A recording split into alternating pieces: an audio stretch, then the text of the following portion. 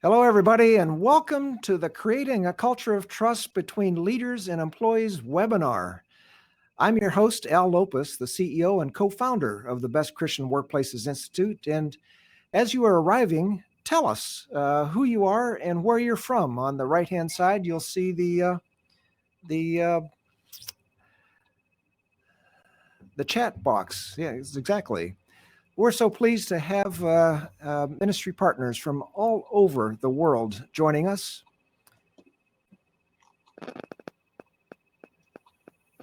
And we have probably 12 different countries who have signed up to participate in this webinar.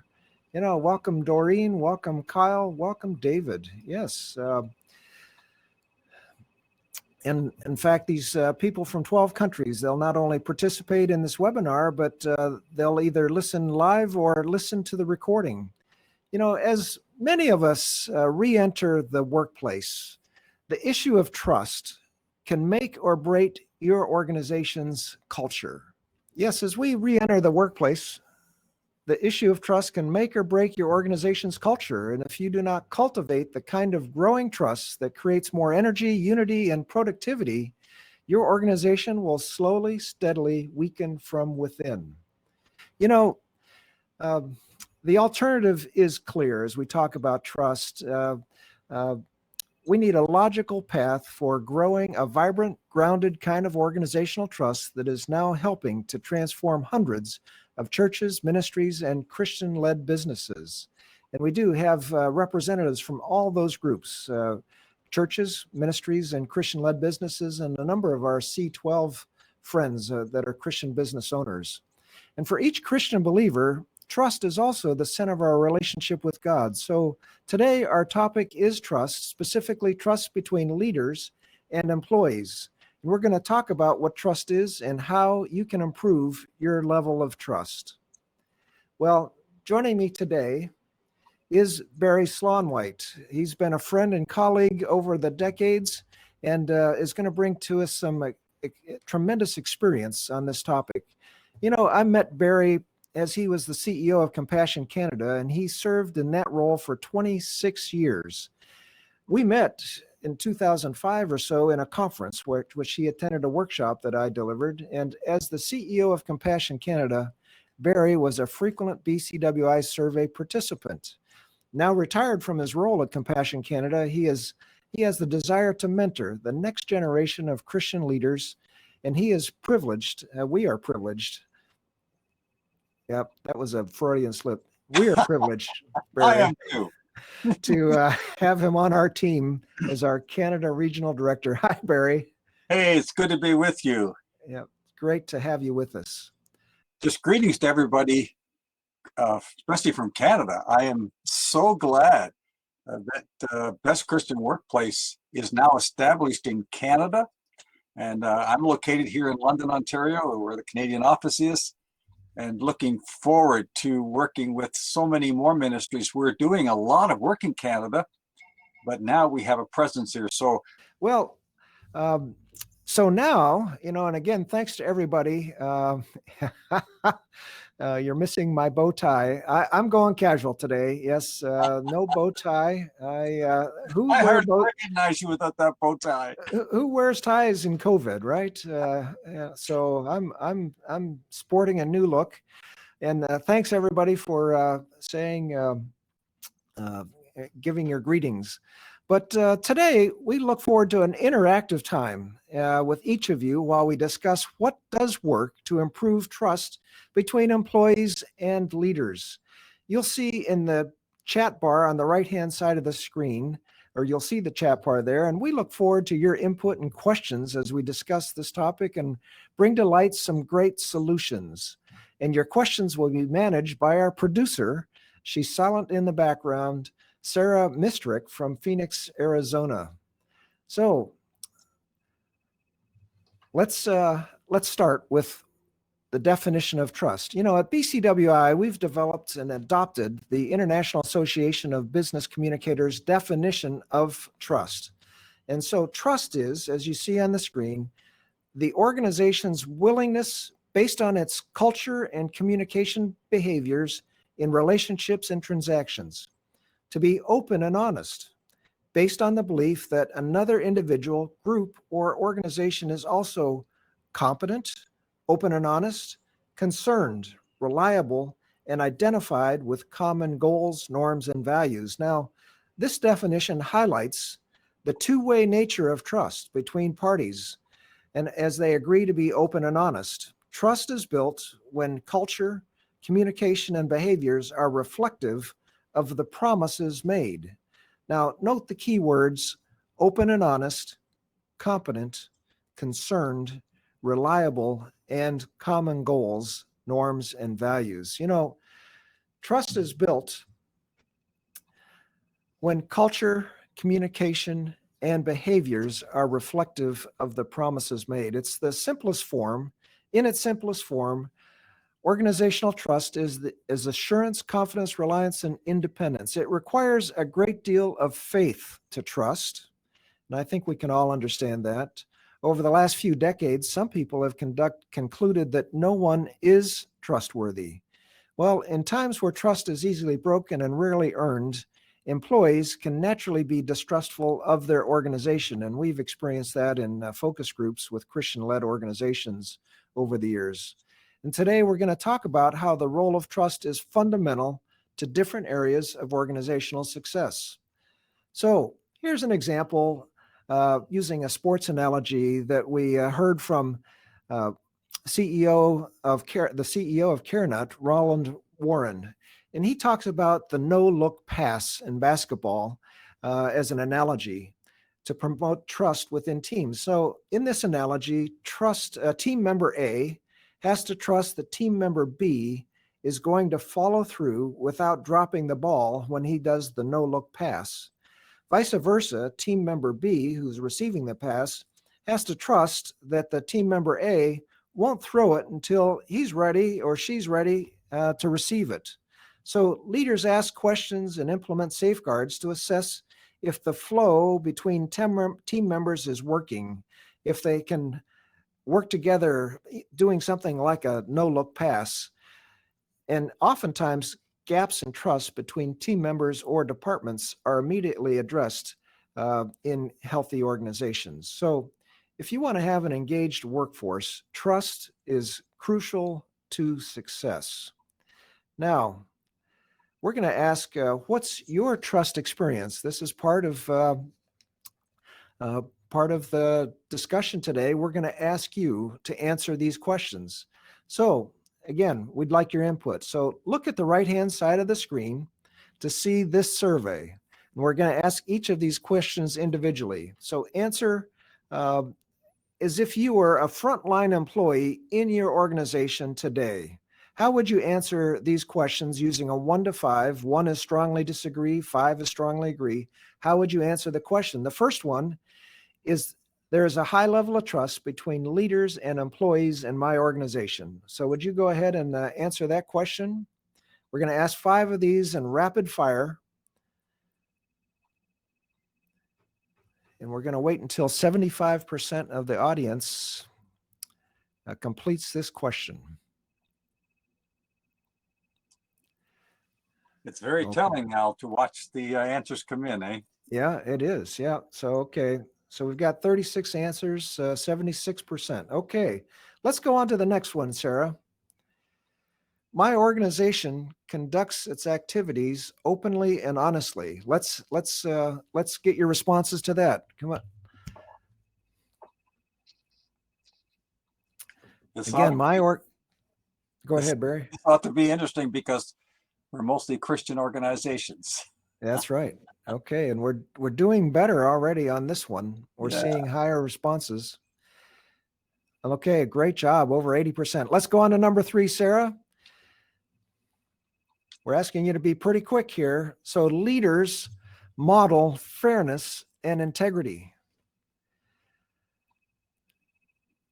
Barry, knowing that these questions were coming each year that you guys did the survey at Compassion Canada when you were the CEO, how were you feeling before you got the results? I was nervous because You know, it's one thing for someone to say something to your face. It's another thing to answer an anonymous question. Yeah, that's exactly right. All right, Sarah, that's great. We've got 84%. Let's go on to the next one. Leaders in my organization demonstrate compassion for people at all levels. How do you answer that question? And Barry, I can relate. You know, as you know, you did our debriefing for the Best Christian Workplace Institute employee engagement survey results last year. I know what it's like to be in the hot seat as a leader, waiting for these answers to come in. So, You bet. all right, here's question number 4. We've got 80%. Let's go on to the last question here, number 5. My organization is well managed. And we're not just talking about ourselves as leaders managing. Eh? No, that's why we're saying let's have the responses if you are a frontline employee in your organization. Yeah.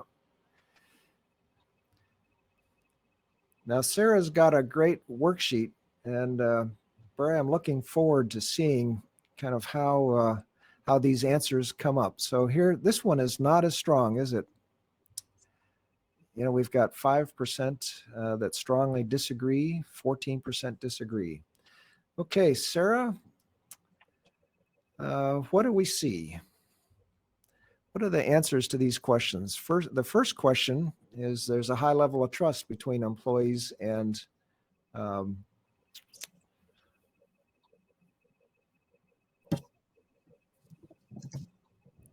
the spreadsheet working? 3.37. Okay, that's very actually, as we've looked at our comparative data, the trust question score is 3.79 is our benchmark data as the response. So so people on this webinar are trust levels are lower than we would see on an average organization. Yeah, Sarah, what's the next one? The open and honest question, the typical answer is a 4.05. Oh, 3.67. So yeah, it's higher than the trust one, but still below the average of organizations that we survey. Okay, and the third one question, Sarah, is leaders demonstrate let me say it exactly right. Leaders model fairness and integrity. That's a 414. We're seeing, oh, look at that. That's a higher score. And again, the average in our database is a 414. No, a 407. Okay.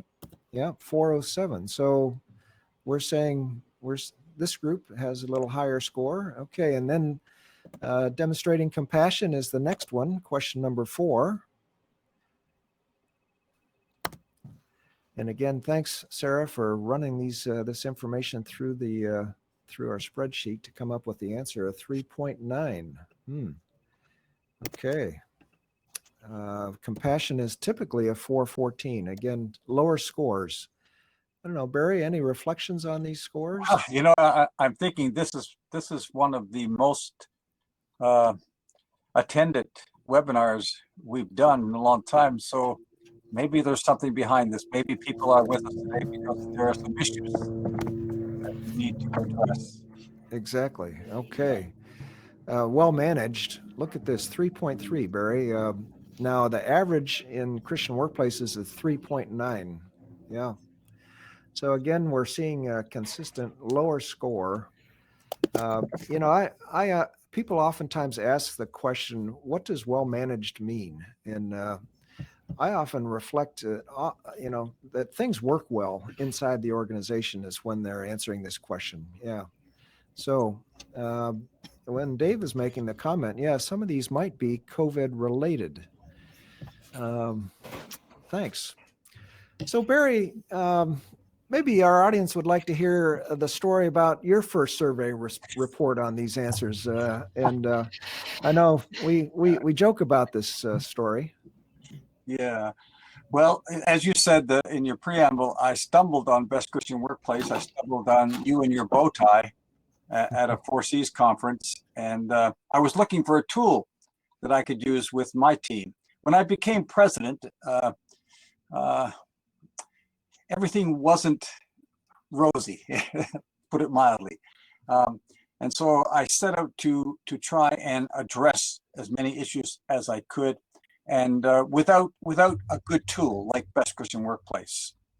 And then when I stumbled on Best Christian Workplace and we did our first survey, I didn't know what to expect at all, but the trust score came back so high that you actually contacted me and suggested something might have been wrong and maybe we should do it over again. I don't know if you were suggesting I rigged it or what. I think I was just testing a little bit. Yeah. Well, I think we did it again, right? Yeah. And it came back a little bit higher. Yeah.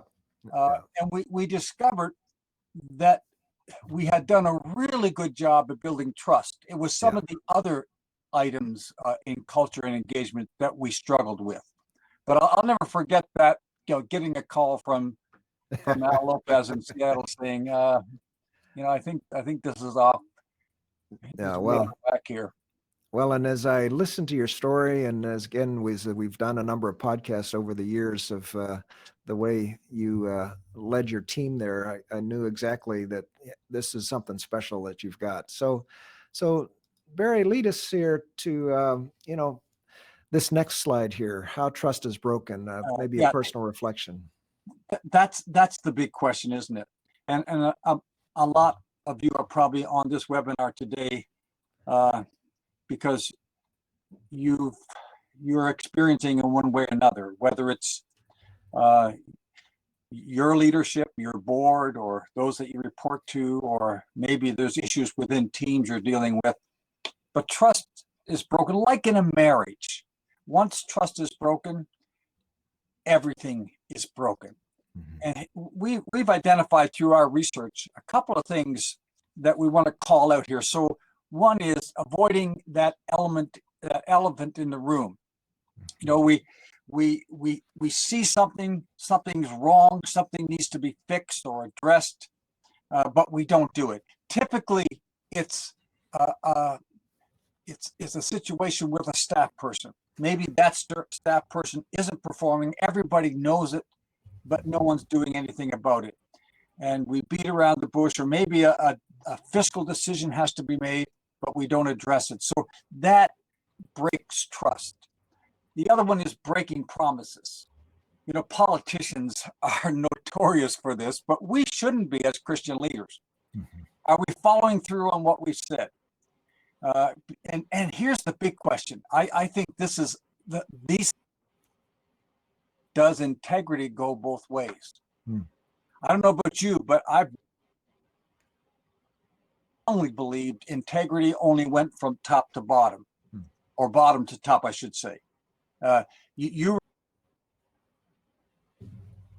integrity.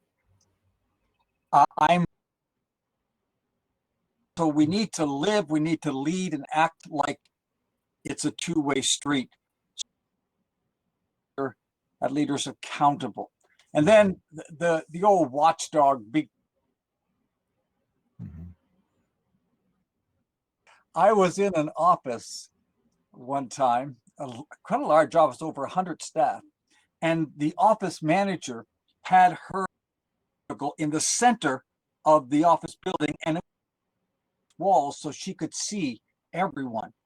And as I was there for a couple hours for a meeting, and I must have heard it at least 10 times, this on the plexiglass. So I went to look, and here it was her. If she sees somebody too long at the photocopier or people talking too much, she'd tap on it. That breaks trust. We need to be acting like we trust people.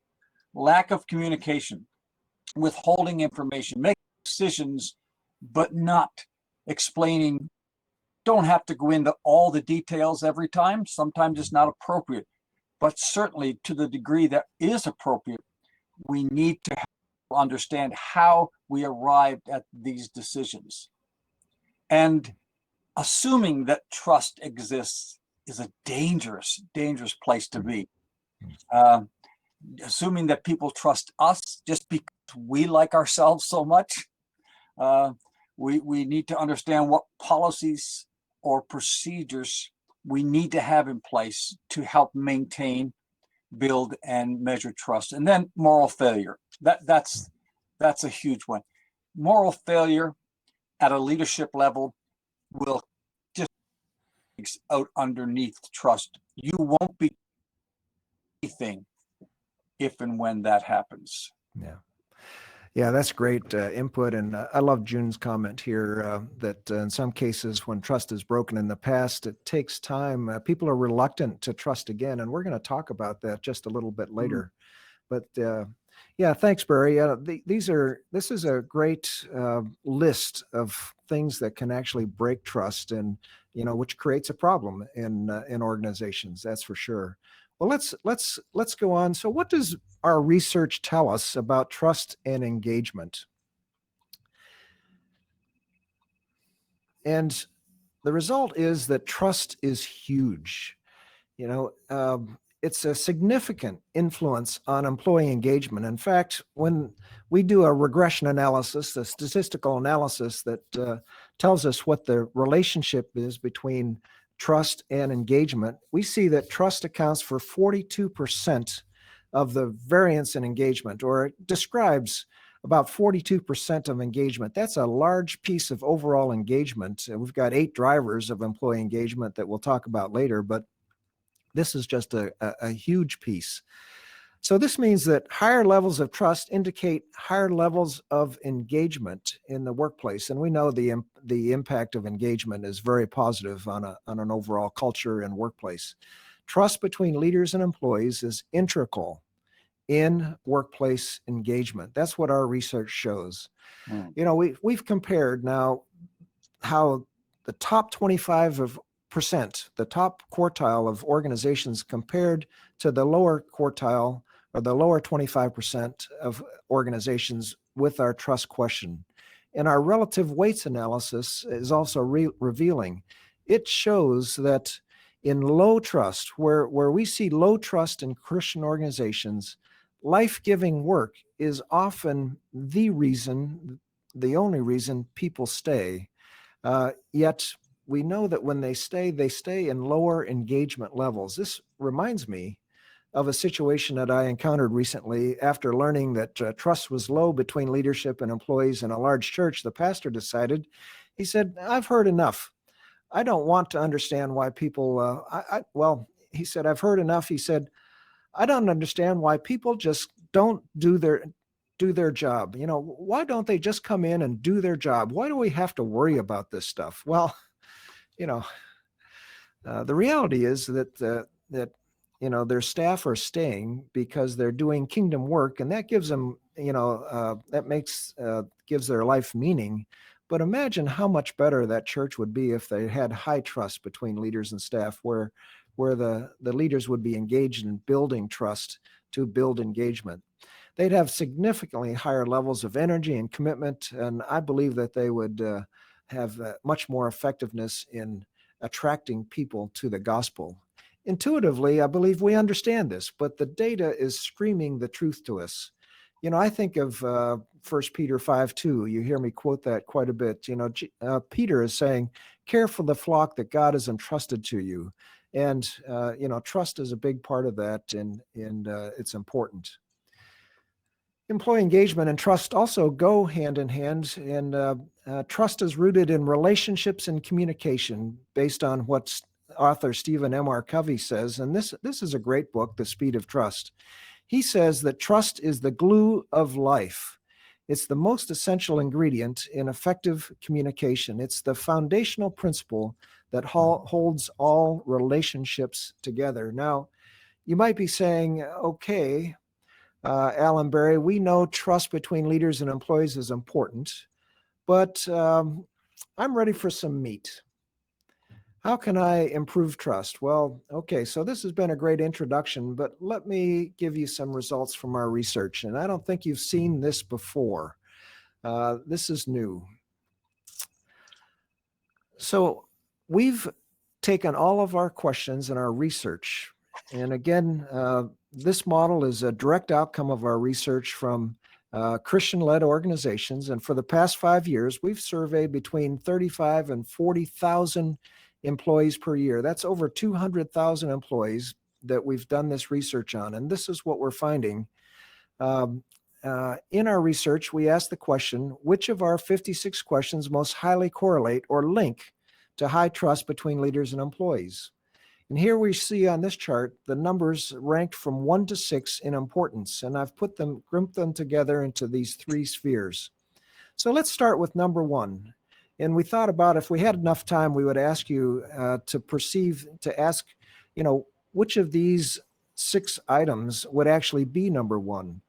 But in Christian-led organizations, what is the biggest factor leading to high trust? Well, is it vision? Is it meaning and purpose? No. Number 1, you see on the left-hand side, is my organization is well managed. What? No, it's when a leader is able to make sure that the business of ministry works well. It's leadership competence.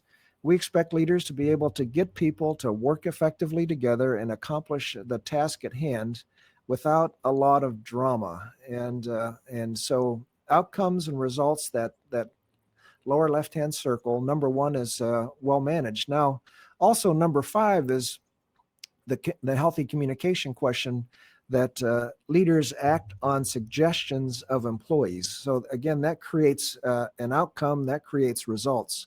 That's a core piece. The top, you see integrity. Two questions fall into that. Again, the questions that rank number 2 and 3 to that trust question. Leaders demonstrate fairness and integrity, and then number 3, it's the transparency questions that our organization conducts its activities openly and honestly. And then on the lower right-hand side, we see humility. The leaders model humility and demonstrate compassion for people at all levels. These are the top 6 items, everybody, that correlates most highly with trust between leaders and staff in an organization. Now, it's interesting, as you look at those 3, we've also heard the teaching that I reflect on, and that is that it's character, competence, and chemistry, that model of leadership. And here we're seeing competence is outcomes, character is integrity, and chemistry is the compassion and humility. In fact, this really is the basis for our 360 leadership development survey that we use to help leaders understand what their strengths and opportunities for development are. So this is data for you to look at. Outcomes, integrity, compassion, these 3 things. And it just causes me then, as we look at these 3, okay, so how can we really see, and we walk into a room, can we see trust directly? Well, you can't see it. Some people can intuit it, but you really can't see it. So how do you know if trust is high or low in your organization? And that's where, well, we have to measure it. And yes, it's hard to see with the naked eye, but it can be measured. In fact, we're so thrilled that so many of you have taken this topic seriously and are measuring the level of trust and engagement every year in your organization. Having collected employee surveys now, as I've mentioned, with over 200,000 Christian workers in the last 5 years alone, and in fact, from over a dozen countries and in several languages, with this data, we're able to define that there are 8 keys that boost employee engagement and well-being, and that those 8 keys we call the FLOURISH model. And as we look at this FLOURISH model, on the right-hand side, you'll see these are the building blocks of employee engagement. And you've heard from the start that it comes to building high levels of trust is at the core. So on the right-hand side, you'll see our employee engagement model with the statistically determined factors or keys that drive employee engagement in Christian-led organizations. And they happen to spell the acronym FLOURISH. And over, we hear from our ministry partners how they appreciate that they don't have to waste time trying to guess what they should do to improve employee engagement. So the Flourish model helps them target the key initiatives that will help make a difference in their culture, in engagement. And, we zero in on trust as we look at this. And you can see that trust is impacted particularly in the inspirational leadership and healthy communication dimensions as we look at it. So let's Barry, would you take a couple of minutes and tell us your story when you became the president of Compassion and kind of began to transform its culture into a flourishing workplace? Yeah. So, just a disclaimer. This was Best Christian Workplace days. Okay. This is a new young CEO thrust into leadership with very little tools to work with. And if those of you that do the survey and you see the dashboard there with the kind of the speedometer, we would be down on the left lower side.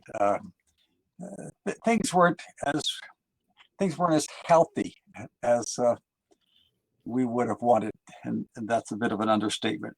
So I was thrust into this role, even though I had been there 10 years in another role, and leading various teams. I knew instinctively in my heart that God had given me this opportunity. Although I didn't seek it, I knew by the way it all unfolded, this had to be God. There's no other explanation. I didn't deserve it. I didn't warrant it. I wasn't really even qualified for the role. So the first thing I did, I became president on the weekend at a board meeting. First thing I did is Monday and Tuesday, I closed down the office and I took our entire staff away on a retreat. And you can imagine the rest of that weekend leading up to Monday morning, I was scrambling. So because I'm probably expected to have an agenda for that retreat. And first impressions last a long time. And here I'm the new CEO. This is going to be my first impression. And here's what I did first thing Monday morning. I created these basically blank sheets of paper with a heading on top. And the heading simply said, if I were president, I would ... And so I gave everyone, all the staff, one of these sheets of paper, and I sent them away to find a quiet spot somewhere with a pen. And I said, please put down whatever's on your heart. Some of you have worked here a long time. Some are relatively new. You all have ideas. You all have opinions. I want to hear them. And my promise to you is I will listen to you. I may not be able to do everything, but I will certainly use this as my ongoing agenda. So that was a very disquieting hour or so for me as I waited until everyone reassembled again. And then we collected all the sheets, because remember, trust is not what you do behind the door. It's what you do in front of the door. So I could send them away to fill out these sheets of paper, but if I just gathered these up and took them away, they could wonder how did I change them? How did I count them? Like counting the ballots in America or whatever. So we actually laid them all out and we grouped them and we started a master sheet on whiteboards of the ideas. And I can tell you that from that exercise alone, we did many other exercises over those 2 days, but from that exercise alone, I got some of my best ideas for innovation, for creativity, for problem solving. And those became part of my new CEO agenda. And we worked very diligently to implement as many of those as we could. I got the credit for years from the board, from others. I got the credit for these amazing decisions. And I would always, always reflect that back to the staff and say, these came from all of these people around me. That one exercise did so much to build trust. Not just the exercise itself, but the follow-up of how we handled these.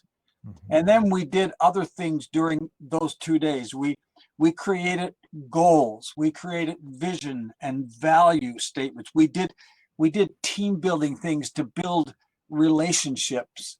And out of those 2 days, our staff went from being arms crossed, trying to impress me, to rolling up their sleeves and saying, let's get at it. Let me give you one hard example, because those of you that have been doing the survey, you know that when you take this data seriously and you make the data part of your ongoing plans, you know it has a hard payback. This data, with your use of it, will actually impact your revenue. It will impact your staff longevity. It will impact your customer service. In our case, it impacted every single dynamic of our ministry. One case in point. Back then, if you were to contact our office and you were to say, I'd like to sponsor a child, do you know how long it would take us to get all of that organized and get it sent out to you? I'm embarrassed to tell you, but it could take up to a month. Our systems were pathetic.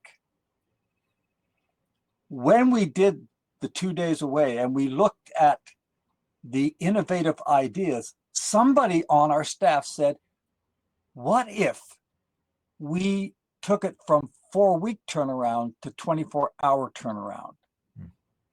And everybody laughed. The people in that department said, impossible. Guess what?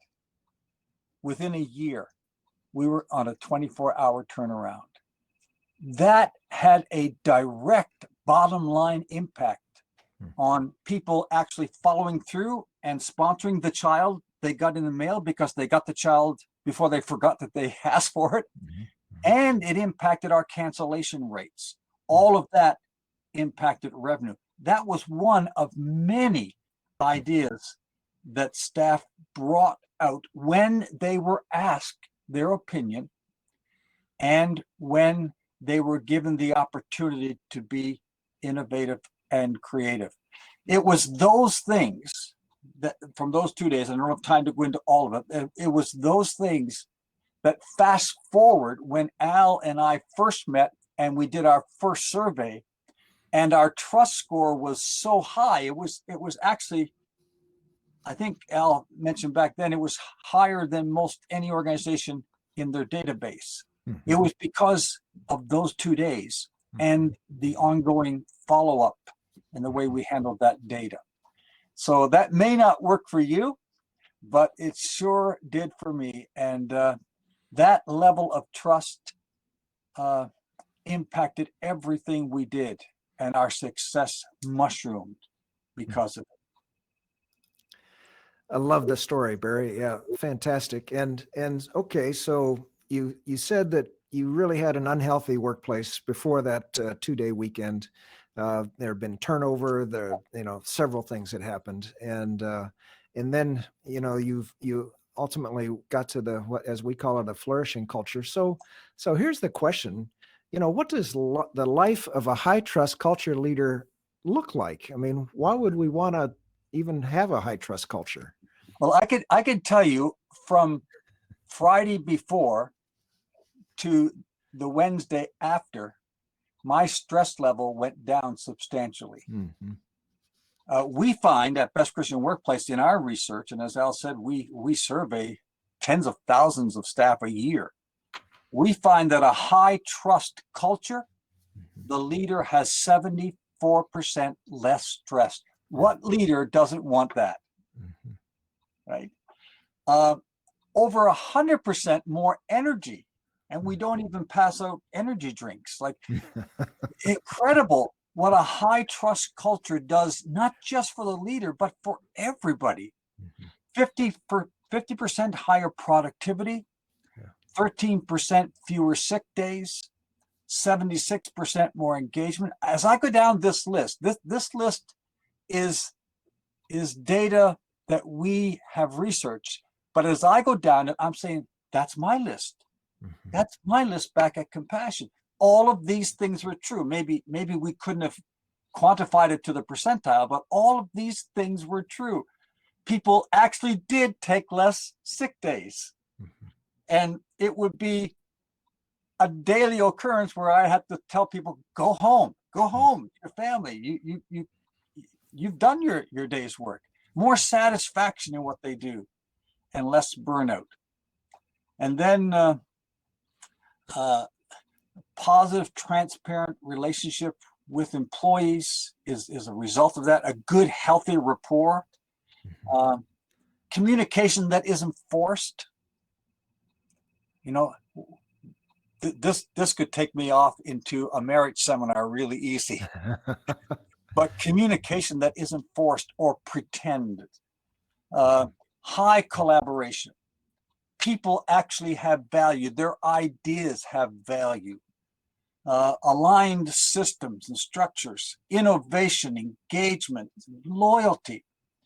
And all of these things are byproducts, tangible byproducts of a high trust culture in your workplace. So, wow, we can all do it. No matter where you are on the trust level scale, we can all accomplish this. It's within our reach. You know, and I hear over and over, Barry, thanks. I hear over and over when leaders have created a high trust culture from one that wasn't as good. They love coming to work, you know, so that's kind of more energy, you know, certainly more engagement. They just love coming to work, whereas before it would be a bit of a drudgery. Yeah. So, but I just wanted to highlight, you know, and suggest 5 ways that you can begin building trust in your culture today. And I love Barry's story of how he set out to build a high trust culture. You know, he mentioned, you know, in that first 2 days to develop a common vision and long-term goal for the organization. And the key is that you want to have everyone working together, working aligned in the same direction. And another key is that he created generally felt values. He mentioned creating values. You know, great workplaces care a lot about what they accomplish. That's true, but they also care a lot about how they accomplish their goals. Values really matter. And it's also important for leaders to build visibility and relationships across levels and groups. Now, Barry started off with a relatively small team compared to where he ended up with 26 years later. But having that visibility across levels and groups, you know, I've heard employees say, how can I trust them if I don't know them? And there is truth to that. I know large multinational corporations make sure their leaders are visible across the world in these organizations. Barry also mentioned trust and innovation and how they go hand in hand. I love the example, Barry, of from a month to a day. You know, I mean, how many times can an organization change the speed of something that much? But it takes innovation, and that's part of trust. So high trust facilitates innovation. And then lastly, visible symbols of trust are also important. Now, you might ask, so what's a symbol? Well, you know, does the leader, you know, when a leader changes their reserved parking place at the front of the line to the employee of the month parking place, well, that's a symbol that the workplace is really a one that where they treat employees and respect employees as well. So on this next slide here, we're going to ask you, you know, if you had a printed copy in front of you, which ones would you already check off? You know, what would you identify maybe as development opportunities? So, of course, you've got a screen here, and whatever you do, don't use a permanent marker to mark it out on the computer. Too late. I just marked some up. Oops. Oh, oops. Yeah. But here again are the three spheres that we talked about earlier: achieving results, integrity, and compassion. Take a look at these and do a little personal inventory. Okay, where am I on achieving results? If I'm a team leader, a department leader, an organizational leader, where am I? Am I establishing targets? Are the expectations clear? Am I taking accountability? If I say that, I'm going to accomplish something, do I do it? And so on. Or in integrity, do I say, do I do what I say I'm going to do? Am I timely? Do I show up at meetings on time? That's a huge issue. The leader really sets the pace. Are you consistent and transparent? And then under compassion, are you listening? Are you praising others? Are you showing interest? There's a checklist for you to take home with you right now to begin to build trust in your organization. So, okay, well, I hope your computer screen isn't completely crossed off at this point, and you can see as we go forward to the next slide, because this is a question that I'm often asked. Trust is broken. How can we regain lost trust? Now, let's just start with the first one. In some cases, and these are not in any order, but in some cases, trust is ruptured so badly, it's impossible to rebuild it with the same leader in place. So for the sake of the team, oftentimes a far faster road to health is to move forward with a new leader in place. We certainly see that over and over again. We also recommend a sincere apology in many cases, and this is true in Christian organizations. We all make mistakes, and that's just part of humility. So to help accelerate the healing process of moving ahead, a sincere apology is a great place to do it. Gary Chapman, the well-known author, has written a book called The Five Languages of Apology. I'd suggest that as a possible resource. Number 3 is, let's get the team moving forward by rallying around a crisis or an opportunity. And oftentimes when there's trust is broken, that's pretty easy to identify what an opportunity might be. So moving forward, just having forward movement always feels good for a team, and it helps build trust back. Also, if you've got a stiff structure or hierarchy, especially between departments, where there's clearly silos, that just creates more opportunities for things to fester. Trust will not be resolved. So it helps a group to move forward when you eliminate a stiff structure or hierarchy. Also, leaders often tolerate bad behavior. What's the most dangerous is when you've got a high performer that is not following your values as an organization. And when you see bad behavior and a leader is not addressing it, then that's really a cause for breaking trust. So take 2 steps back from every step forward is what we see when that's the case. That's 2 steps back for every step forward. So identify these patterns and help to break trust that have helped to break trust and change them. Actually change them. I don't know. Barry, you've probably dealt with those kinds of situations. Oh, every one of them. They're so real. Mm-hmm. Yeah, I'm sure everybody online today is shaking their head yes. Mm-hmm. Another thing is isolation. Number 6 keeps trust from building. I think that's particularly true in COVID. We understand that. So minds and emotions stay stuck when there's isolation. So teamwork is important. And then lastly, let me just say, celebrate and capitalize on a team's wins. Really celebrate what's happened. celebrating together moves forward. It starts to heal trust. So the sense of accomplishment is a great remedy for broken trust. So we hope you find these steps felt helpful. Yeah, Barry, any other thoughts on that? Well, of the 56 questions in our survey, we can so clearly identify trust issues that it's almost easy to map out the journey ahead. If you will be honest and accept the feedback as it is, and not try to defend yourself or not try to wish it away. Every one of us as leaders have styles of leadership, and many leaders in that style, those self-character areas, we have blind spots. We often lack self-awareness.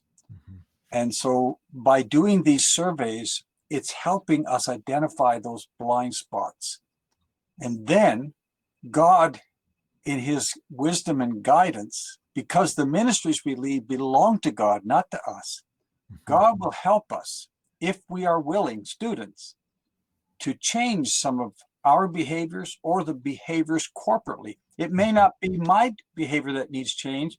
It may be the whole corporate behavior that needs changing. It may be the board level behavior that needs changing. But God will guide us if we have a heart that to do this well and to honor God through it.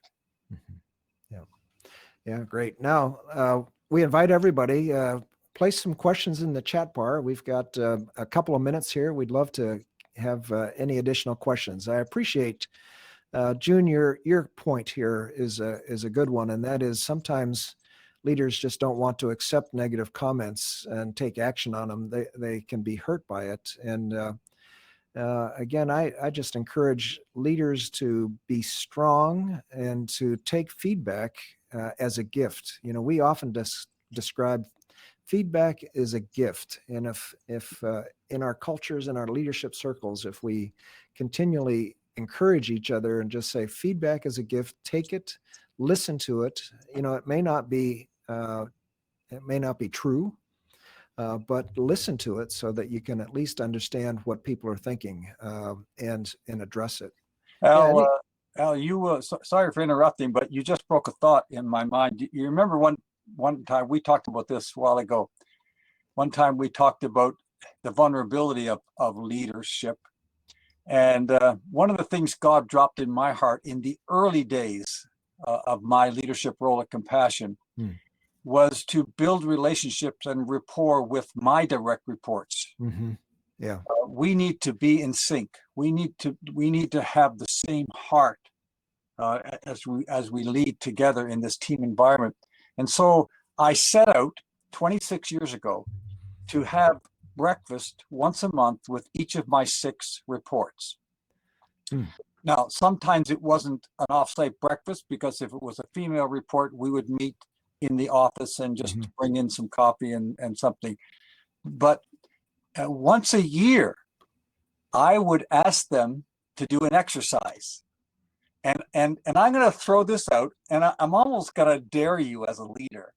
If you've got the courage to do this, once a year, I would give them homework, and I would say, at next breakfast, I want you to tell me one thing about myself that you think I'm not aware of. I was scared to death. The first time round, hardly anyone brought anything. They were just afraid of, well, is this a trick question? Am I going to lose my job? But as they grew comfortable, as trust grew and they grew comfortable with my response, that became my very best self-awareness tool. I can almost guarantee you that the people around you that you work with and the people you lead, they know things about you that they just wished somebody could say. And when they have the opportunity to say that, and you respect them, you thank them for it, it gives you something to work on. And does that ever boost the trust level? That's a great story, Barry. And gosh, I encourage you, any leader, go out and ask somebody today that works with you, works in your team. Is there something about me that I don't see? That's the question, right, Barry? Yeah, exactly. Yeah. Well, let's move up here. We've got a couple of minutes left. I just want to encourage you. Let's be sure. As most of you have already taken advantage of our engagement survey, and as and as we've already mentioned, we survey 35 to 40,000 employees in 300 plus organizations each year. We've surveyed 1,000 in our time at BCWI. So do you have an accurate pulse of the health of your workplace with so many of your employees working remotely? These questions are all about trust between employees and senior leaders. And when you get this feedback, you'll have a quicker return to health and growth as an organization. Others will stagnate and lose ground. And so this can be really helpful as we move forward. We've placed a link on your screen to help you navigate the next step of your journey to a flourishing workplace. And we're going to show that in a minute. Oh, there we go. And we also are going to allow you to request a sample of our employee engagement survey so that you can take a look at it. We believe that your best strategy is to continue the engagement survey process annually. Trust will come very quickly as a result of acting on that feedback. So learn the truth about where you stand with your staff and culture, and then work with exceptional consultants like Barry, who will recommend practical ways to make sure you move your organization forward. So we want your Christian-led organization to look like Christ, and we can help you pave the way with that for your employees. We believe that Christian workplaces should set the standard as the best, most effective places to work in the world, and we know the world needs Christ now more than ever. So we're offering today a special offer, and I don't know if you can see that behind the request your sample here, but we'd like to invest in you and your leadership by offering a 10% discount if you use the code EARLY. And if you do that before July 1st, we'll make sure that takes into consideration. It's our 56 question survey. It's easy to administer. It's anonymous, and it will help you understand the level of trust between your team and engagement.